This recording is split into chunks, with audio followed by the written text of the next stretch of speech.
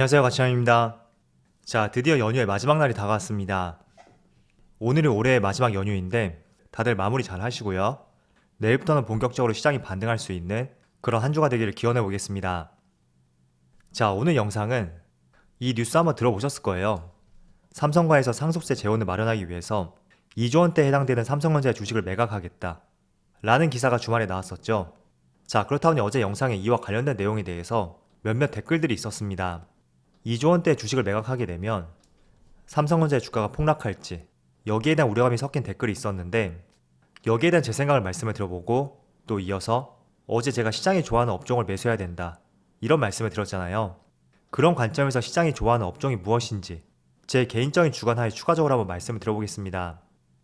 자, 일단 어제 기사를 살펴보면 삼성 측에서 상속세 재원을 마련하기 위해서 기존의 삼성 SDS나 삼성생명 이쪽 기업의 지분 매각이 있을 것이라는 관측이 지배적이었습니다. 그런데 조금은 예상 밖으로 삼성전자의 주식을 매각함으로써 이런 부분이 조금은 신경 쓸 수 있는 재료가 될 것이에요.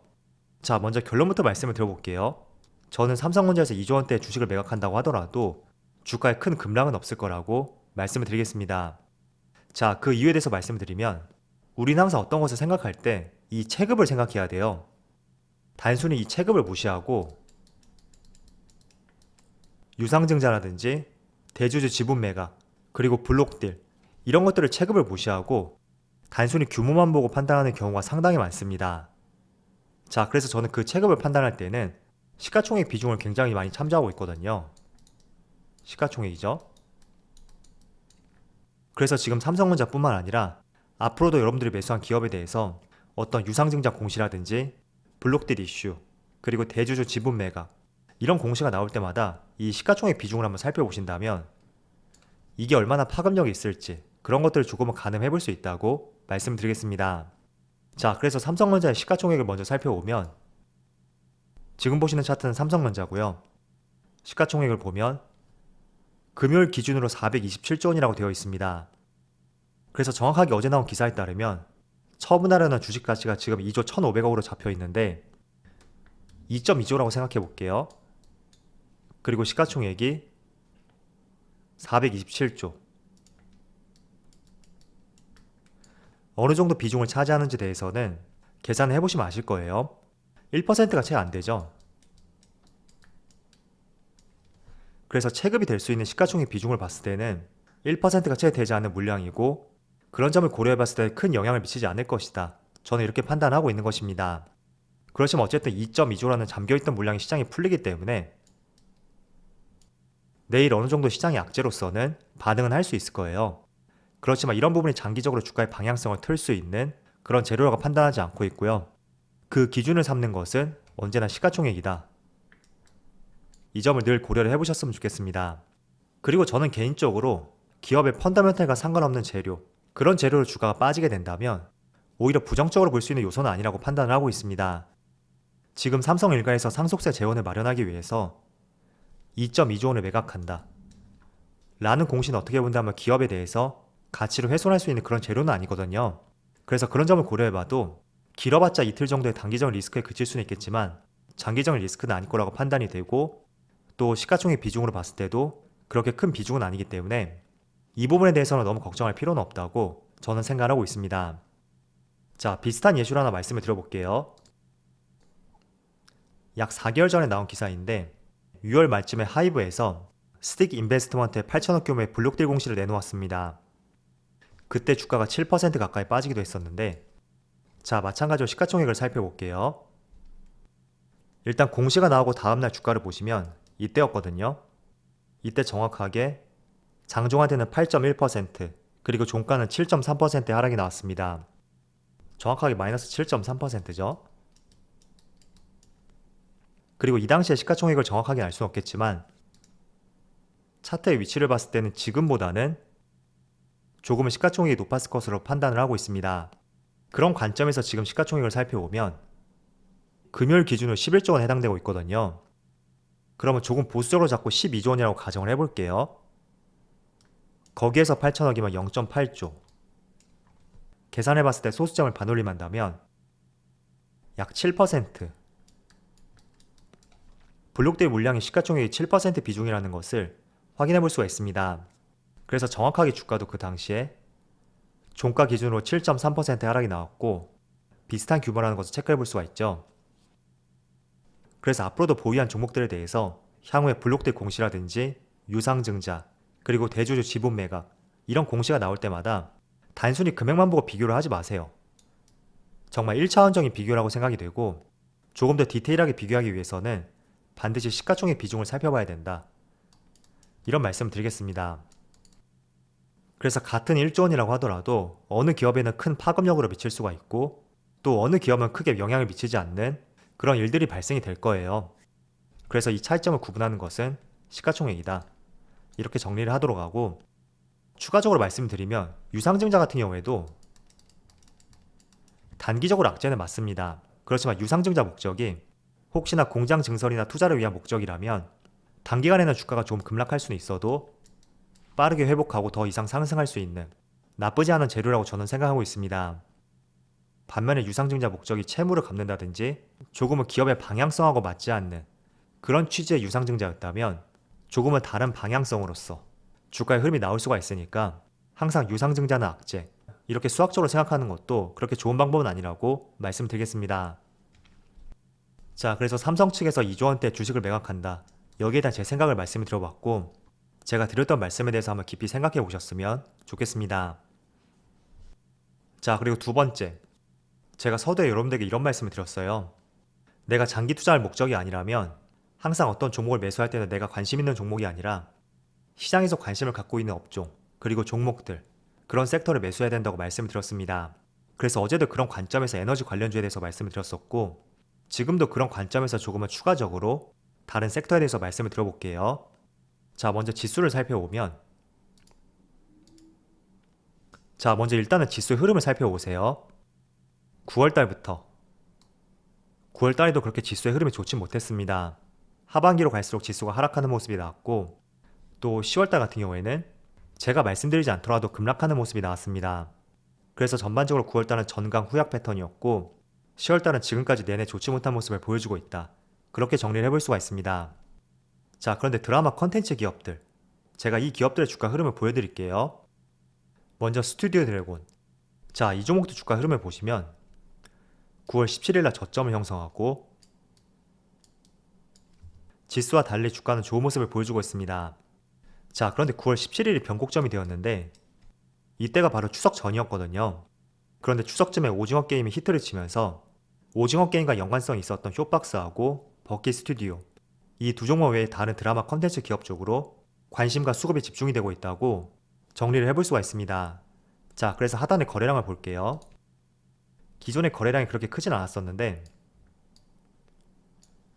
추석 이후부터 거래량이 많이 실리고 있고 그리고 CJ ENM 이 종목도 마찬가지로 9월 말부터 약간의 시차는 있었지만 9월 말부터 강한 상승이 나오고 있고 단기간에 10% 이상의 급등이 나왔습니다. 그리고 최근에 거래량도 많이 실리고 있죠. 그리고 세 번째는 에이스토리. 자, 이 종목은 스튜디오 드래곤하고 비슷한 모습이 나오고 있어요. 9월 중순이 조금 넘은 시점으로 하여금 주가의 변곡점이 형성이 되었고 거래량 동반과 함께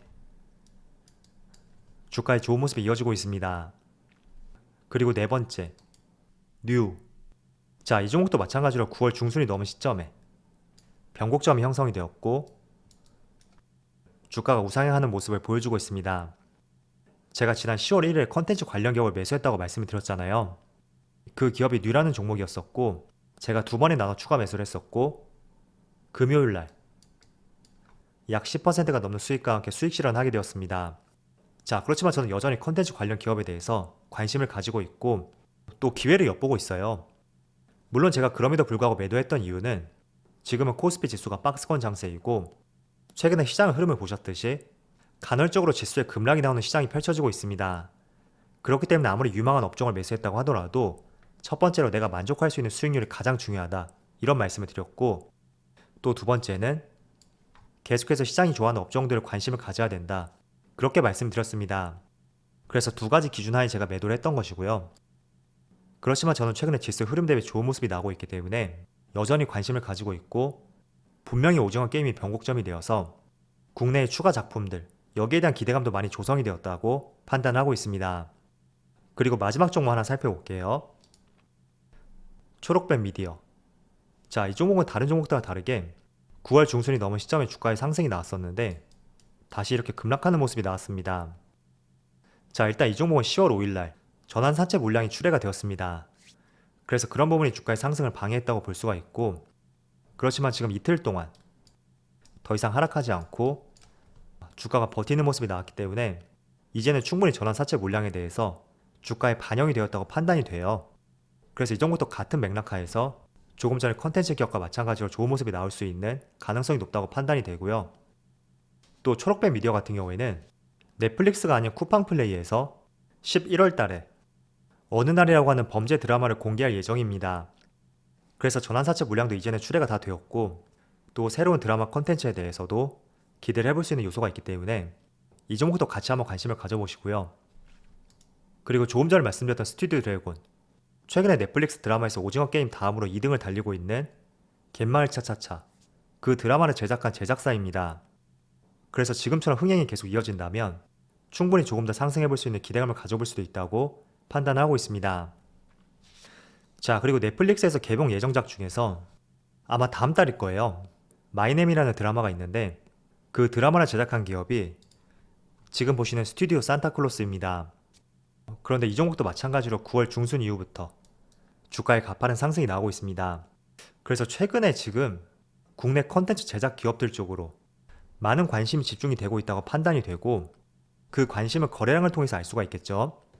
그리고 다양한 종목들의 위치를 봤을 때 스튜디오 드래곤, CJ ENM, A스토리, 뉴, 그리고 초록뱀 미디어, 주가의 위치를 봤을 때는 부담스러운 위치는 아니라고 판단이 되고요. 또 이제 막 9월 말부터 고개를 들고 있는 패턴이기 때문에 지금으로서 시장에 관심을 가지고 있는 업종이다, 저는 이렇게 판단을 하고 있습니다. 그래서 드라마 컨텐츠 제작 기업들 한번 관심을 가져보시고요. 그런데 저는 개인적으로 쇼박스하고 버키 스튜디오, 이 두 종목은 시세가 너무나 많이 나왔기 때문에 관심에서 배제를 하고 있습니다. 그리고 오히려 이제는 오징어 게임보다는 그 외적인 드라마 컨텐츠 기업 쪽으로 관심을 가질 수가 있고, 또 신작이 나올 타이밍이 되었기 때문에 오히려 외적인 컨텐츠 기업들에 대해서 관심을 가져보는 것이 옳은 판단이라고 생각을 하고 있습니다. 자, 그런데 한 가지 주의할 부분이 있다면, 지금 시장에서 관심을 받고 있는지, 그리고 그 관심이 어디까지 이어질 수 있는지 그걸 미리부터 알기에는 정말 힘들어요. 그래서 어떤 업종은 한 달 정도 이어질 수도 있고, 또 어떤 업종은 3개월 정도, 이렇게 시장에서 관심을 받는 기간이 길어질 수도 있습니다. 그래서 그걸 미리부터 우리가 파악하기는 정말 힘든 부분이 있기 때문에 항상 뉴스를 꼼꼼히 보셔야 된다, 먼저 그런 말씀 드리고, 그리고 뉴스를 보면서 그 재료와 관련돼서 어떤 새로운 소식, 조금 더 파급력 있는 소식, 이런 것들이 기대가 되지 않는다면 어느 정도 만족할 때 수익 실현하는 것도 정말 좋은 방법이라고 말씀드리겠습니다. 그래서 이런 부분은 참조를 말씀드리고요. 저는 개인적으로 재료의 길이를 파악하는 것도 중요하지만 일단은 여러분들이 만족할 수 있는 수익률을 조금 낮게 잡으시고, 그 수익률에 도달했을 때 먼저 수익 실현하고 다시 재진입을 노려보는 것도 좋은 방법이라고 생각하고 있거든요. 그래서 어쨌든 앞으로 시장이 박스권을 계속 유지한다면 그 안에서도 상승하는 업종이 있고 하락하는 업종이 있을 텐데, 우리는 상승하는 업종을 발굴해야 됩니다. 그런데 그 상승하는 업종을 발굴하는 것은 내가 관심 있는 업종이 아니라 시장이 관심을 갖고 있는 업종, 그런 업종을 발굴하는 데 조금 시간을 할애해 보시고요. 그런 것을 참고해 볼 수 있는 것은 과거와 다른 거래량이든지 하나의 섹터로 묶었을 때 그 업종이 전체적으로 상승 방향을 보일 때, 그런 걸로 조금은 판단해 볼 수가 있겠죠. 그리고 뉴스를 꼼꼼히 보는 것도 정말 도움이 될 수 있다고 말씀을 드리겠습니다. 자, 오늘도 다양한 이슈에 대해서 말씀을 드렸는데 늘 영상이 매매하시는 데 도움이 되었으면 좋겠고요. 또 연휴 잘 보내시고 내일부터는 다시 힘내서 화이팅 하자고 말씀드리겠습니다. 자, 그럼 오늘 영상 여기서 마치도록 하고요. 언제나 여러분들의 성공 투자를 기원하도록 하겠습니다. 감사합니다.